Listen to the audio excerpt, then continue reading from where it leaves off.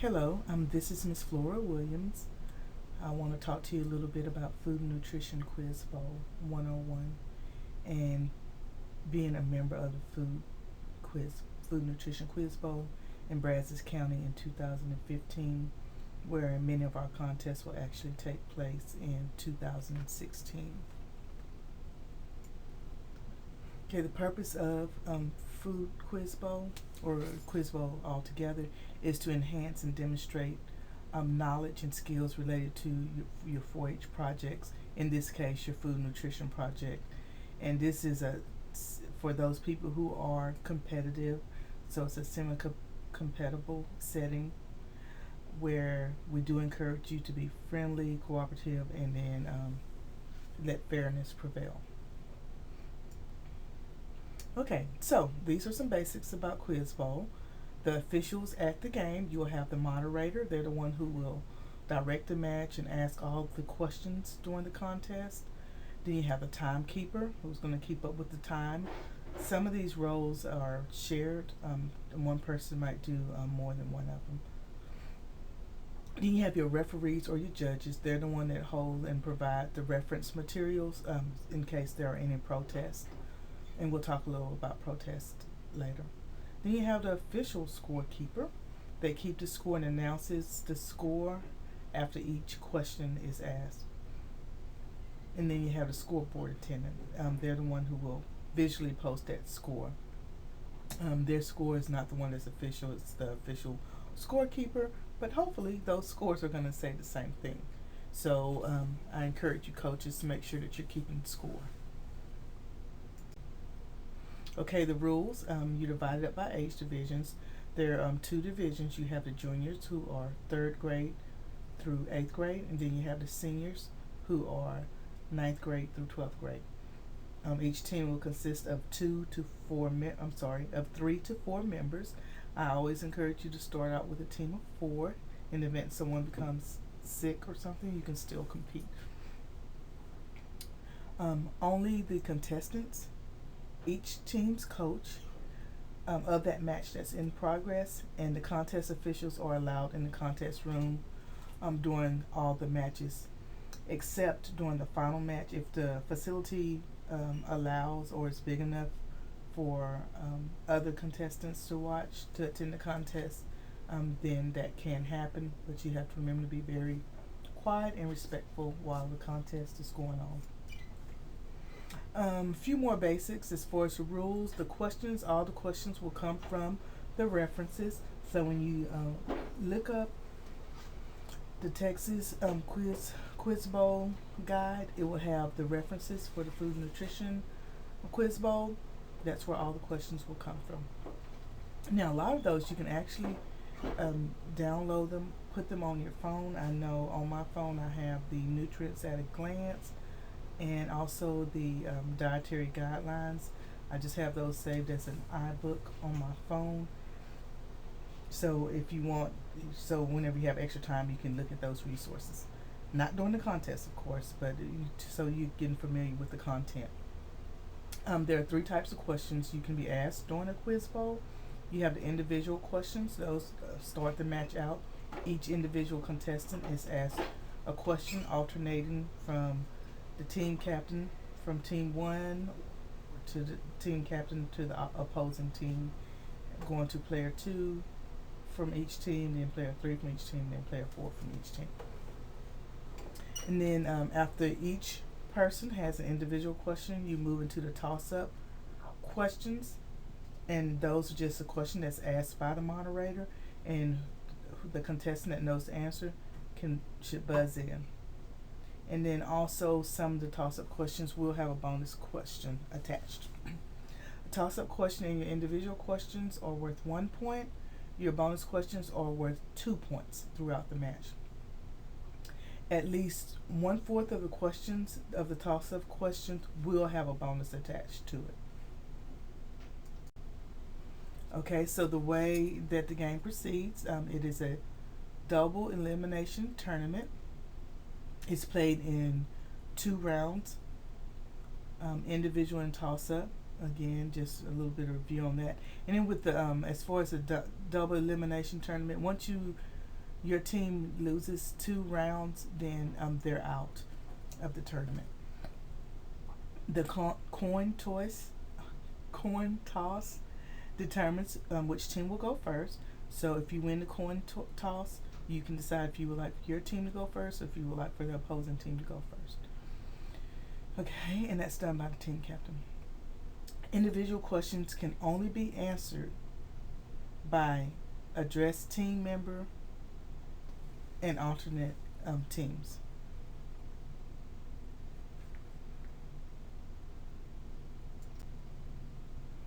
Okay, so as far as how you sit at a contest, the team captain sits closest to the moderator. And then you start off with equipment check. So each person will check their buzzer to verify that it's correct, and the moderator will facilitate that process. The moderator asks a question and category until all the questions are finished or the buzzer is buzzed. Once the buzzer is activated, a player is acknowledged, and the player is acknowledged. So let's say that you buzz in after the question's asked.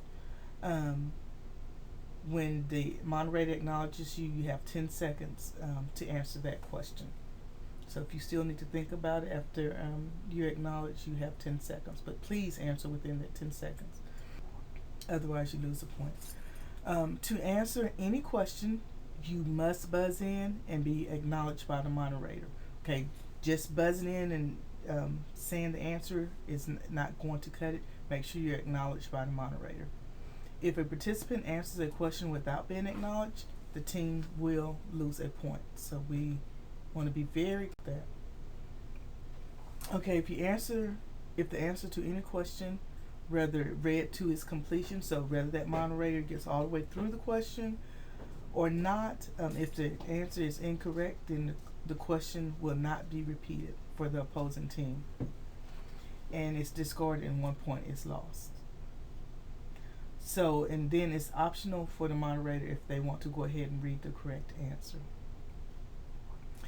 If a team correctly answers a question within a 10-second period, then they will gain a point. Bonus questions. They cannot be repeated.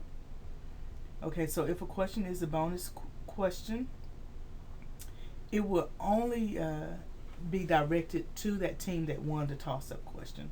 So always before the bonus question, there's a toss-up question.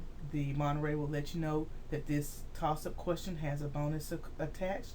You answer the toss-up question correctly, then your team is given the bonus question. And once the question is asked, remember it will not be repeated. You have 10 seconds to talk to your team and consult, and then whoever's going to answer that question, buzz in, and then you have that 10 seconds to answer the bonus question. I'm not sure why you would wait those 10 seconds. Once you buzz in, please go ahead and answer.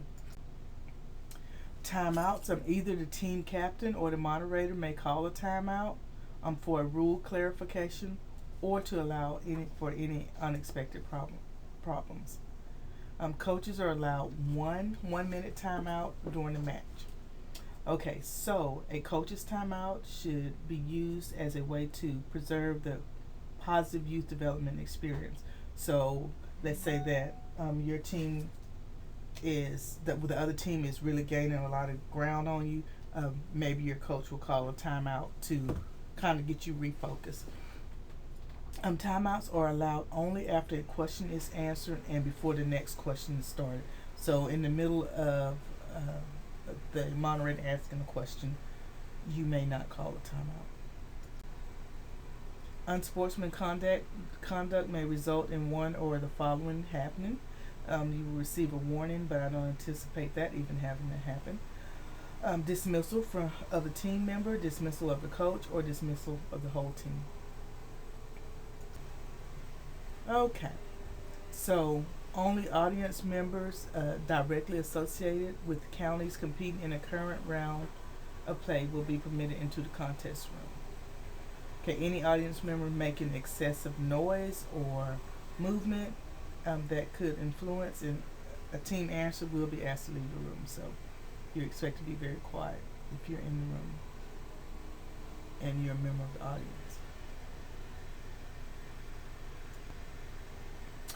Protest, okay. Any team member may declare an unofficial protest to a question or answer to a question, but only when the question is read and the answer is given.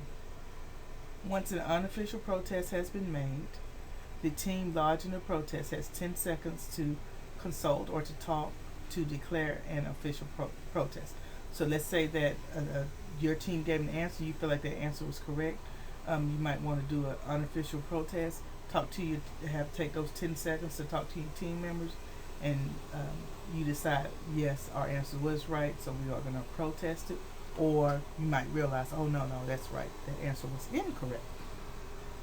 The team captain buzzes in and announces if the team is going to lodge official protest.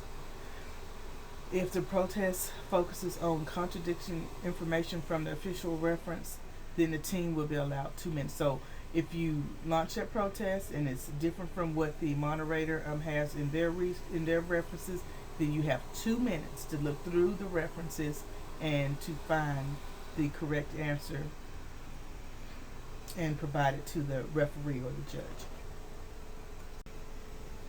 Okay, our district contest is it's either April 29th or 30th. Just keep checking the District 9 4-H website for the district roundup or district big time in D9 and to see what the exact date is. It's going to take place at the Lone Star College in Montgomery. I'm sorry, it's the Lone Star College Montgomery campus, but it's in Conroe, so don't get deceived by the name. And the address is 3200 College Park Drive. Again, that is in Conroe, Texas. Okay, there are some other contests. I would like for the teams to travel to the district the invitational quiz bowl contest, which is going to take place in Huntsville, and it's going to start, the food nutrition part of it will start at 9:30. The information has already been sent out to all contestants for that contest. And then we will also have, in addition to the district contest, we will also have a county contest, and that contest will take place on April the 4th at 5:30. So watch out in your newsletter for more information on that. If you have any questions about Food Nutrition Quiz Bowl, please give Laura a call at the Extension office, and I will be happy to assist you. Thank you, and best wishes on Quiz Bowl.